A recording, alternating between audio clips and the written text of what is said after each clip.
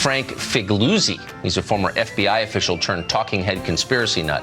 He used numerology to explain the president's coded messages. The president said that we will fly our flags at half-mast until August 8th. That's 8-8. The letter H is the 8th letter of the alphabet, and to them, the numbers 8-8 together stand for Heil Hitler.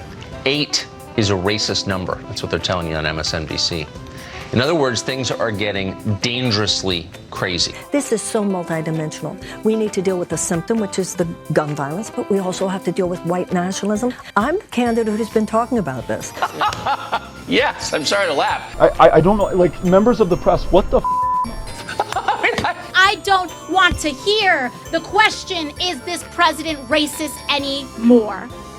He is. That's too freaking far, actually. White supremacy is... So the fact that they could barely mention white supremacy... Talks about white supremacy. With the rise of white supremacy. Hate and bigotry, racism, bigotry, and white supremacy. Bigotry part, I'm not sure of. So white nationalism is a rising threat. White supremacy or white nationalism. I'm against hate and all supremacies. White supremacists. White supremacists, this is a strategy that the rise of white supremacy is the #1 terrorism threat in the United States, that the rise of white supremacy is the #1 terrorism threat in the United States. It's not ISIS, it's not immigrants.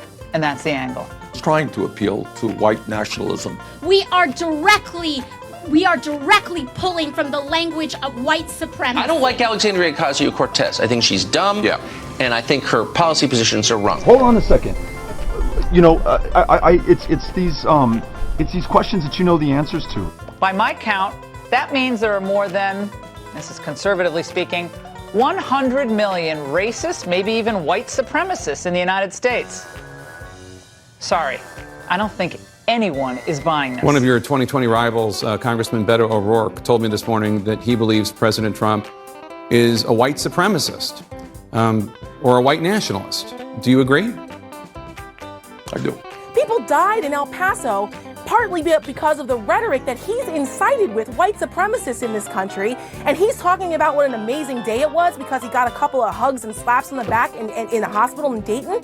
It's ridiculous. All of the evidence out there suggests that we have a president who is a racist, who is a xenophobe, who appeals and is trying to appeal to white nationalism. The reality is that the people who have been politicizing this moment has not been the President of the United States. It's been the Democratic candidates for president, as well as a lot of local elected officials. They're not president. He is. You know what? They are not. White supremacy is a cancer. But throwing the terms around to tar anyone you disagree with or can't beat at the ballot box is poisonous.